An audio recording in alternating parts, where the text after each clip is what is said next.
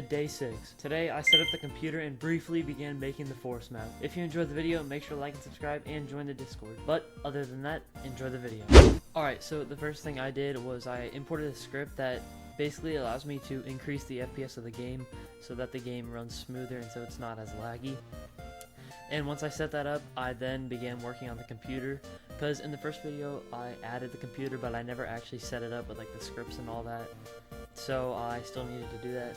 And I just decided to use like the really old like pair name scripts, because those have always worked for me and I don't really see a problem ever with them, so I just decided to use those. And as you can see right now, I'm adding these scripts to each keycap and I'm setting everything up. This part is pretty annoying and it takes quite a while because you have to like individually type out each letter in the script. But once I got that done, I added these scripts onto the enter and backspace buttons. Super simple scripts to add. And now I'm going to work on the room tab, which includes a whole different computer because the room computer includes different scripts, so I had to copy the computer and then move it to the room. And I set all those buttons up, added the enter and backspace buttons. I added a leave button, obviously, so you can leave. I forgot to add a join public button in this video, but I did add that after the filming. And obviously it's the same thing for the individual keycaps. You have to set each one up in its own script, which again takes a little bit. But after I did that, I quickly set up the enter and backspace buttons once again, but this time for the room. And now I'm beginning to work on the color computer, which you'll see in a second. Which the color computer is a whole different looking computer than the name and room ones, so the keyboard looks a lot different. But really quickly, I forgot to do something with the player, which you have to like make new spheres for the player for the room thing to work. It's kind of hard to explain, but I did that really quickly. And now, as you can see, I'm setting up the color computer, which I'm just using Flimsy's color computer because I was looking too lazy to script all that when they just exist and are pretty easy to use. So thank you, Flimsy. I just decided to use his scripts. But as you can see, I'm changing the keyboard, making the RGB rows, as you can see there. And now I'm importing Flimsy's color code package. And I'm setting up the manager script right there. I'm adding the text to it so you can see, like, whenever you put 2 on red, it shows that you put 2 on red on the computer.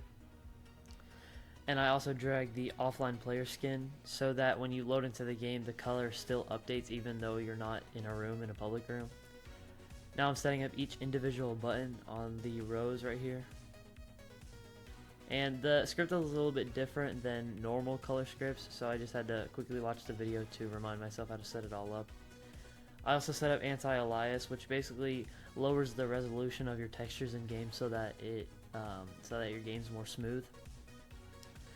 And I'm just getting a computer tab script now, so I can make tab buttons. But the computer tab script that I ended up getting didn't work, so I had to go search for a new one that I used to have. But since I got a new computer, I had to like search for every script I've ever had and re-download it. So that was kind of annoying to do, but I ended up finding the script and I added it onto the buttons. And I just had to quickly adjust all the keyboards so that the like arrow keys could fit.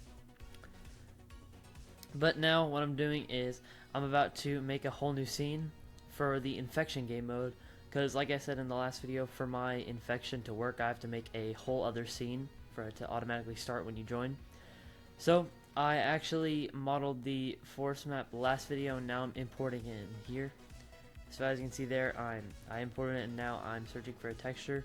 I already have a rock texture, so I'm just searching for a grass texture.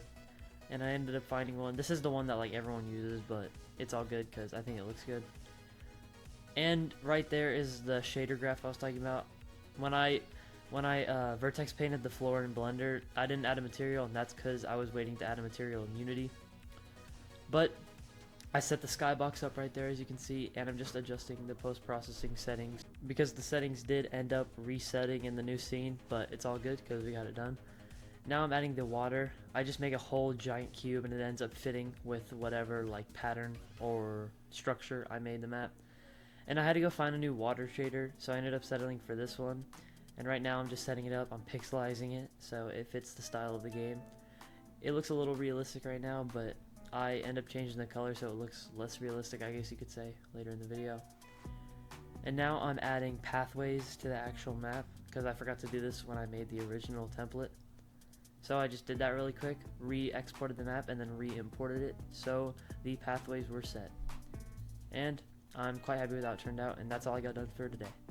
Once again, thank you guys for watching this video. If you did enjoy it, please make sure to join the Discord in the description and like and subscribe. But other than that, look forward to day 7, and have a great day.